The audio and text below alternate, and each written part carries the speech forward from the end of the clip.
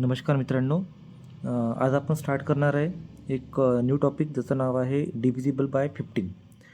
Divisible by 15चा rule आपल्याकडे काय आहे ह्या ठिकाणी की जसं की आपल्याकडे 15 जो आहे हा 15 दोन कोप्राईम नंबरचा फॅक्टर आहे म्हणजे 3 आणि 5. ओके. आपण कोप्राईम नंबरच्याबद्दल आपण बघितलेलं आहे नंबर सिस्टीमच्या व्हिडिओमध्ये. तुम्ही एक वेळा तो नंबर सिस्टीमचा व्हिडिओ एक वेळा रिवाईज करा. तर तुम्हाला हा टॉपिक दिलेला आहे कोप्राईम नंबर. ओके. आता इथे 3 जो आहे 3चा फॅक्टर असतो 1 3 आणि 5चा फॅक्टर असतो 1 5. ह्या दोघांमध्ये फक्त 1 हा कॉमन आहे. 1 कॉमन आहे म्हणजे हे 3 आणि 5 हा झाला coprime number. Okay. Coprime number म्हणजे असे दोन नंबर ज्यांचा फॅक्टर फक्त 1 असतो. कॉमन फॅक्टर फक्त 1 असतो. कॉमन फॅक्टर 1 आहे त्याच्यामुळे हा 3 आणि 5 हा झाला कोप्राईम नंबर. म्हणजे आपल्या डिव्हिजिबल टेस्ट बाय 15साठी इथे 3 आणि 5 जी आहे हे कोप्राईम नंबर्स आहे. ओके. आता बघा आपल्याला तुम्हाला तुमच्या स्क्रीनवर काही क्वेश्चन दिसत आहेत. पहिला क्वेश्चन जो आहे ह्या ठिकाणी तो आहे 1230. आता डिव्हिजिबल बाय 3चा रूल आपल्याकडे काय असतो की सम ऑफ द डिजिट म्हणजे प्रत्येक एखाद्या नंबर जो आहे त्या नंबरमध्ये जे डिजिट्स आहे ह्या नंबरचे डिजिट जे आहे यांची सम म्हणजे 1 + 2 3 3 + 3 6 6 + 0 6 हा डिव्हिजिबल असला पाहिजे 3चा. कारण की आता 3 2 जा 6 भेटणार म्हणजे तुम्हाला ह्या ठिकाणी याचा रिमाइंडर भेटणार 0. ठीक आहे.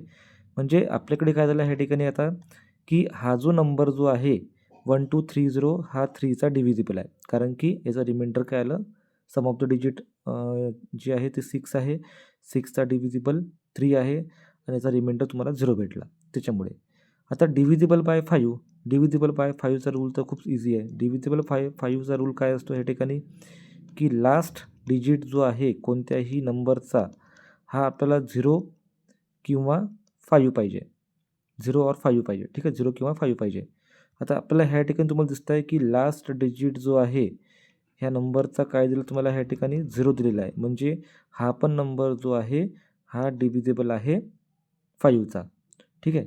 आता हा नंबर जो आहे 1230 हा 1230 3चा पण डिव्हिजिबल आणि 5चा पण डिव्हिजिबल म्हणून हा डिव्हिजिबल झाला ह्या ठिकाणी 15चा. ठीक आहे.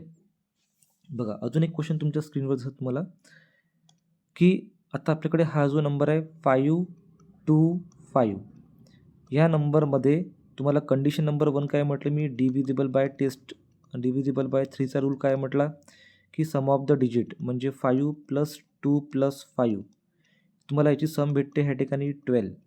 म्हणजे हा जो नंबर आहे हा नंबर आहे डिव्हिजिबल 3चा. म्हणजे तुम्हाला ह्या ठिकाणी याचं कोशंट 4 भेटतो आणि रिमाइंडर 0 भेटतो. ओके. आता हा नंबर जो आहे आपल्याकडे हा डिव्हिजिबल बाय 3 आहे. पण आपल्याला अजून एक चेक करायचं आहे की हा नंबर जो आहे 525 हा 5चा डिव्हिजिबल आहे का नाही आहे. डिव्हिजिबल बाय 5 आहे. कारण की लास्ट डिजिट जे आहे लास्ट डिजिट जो आहे ह्या नंबरचा हा आहे आपल्याकडे 5. म्हणजे दिलेला नंबर हा 5चा पण डिव्हिजिबल झाला. ठीक आहे.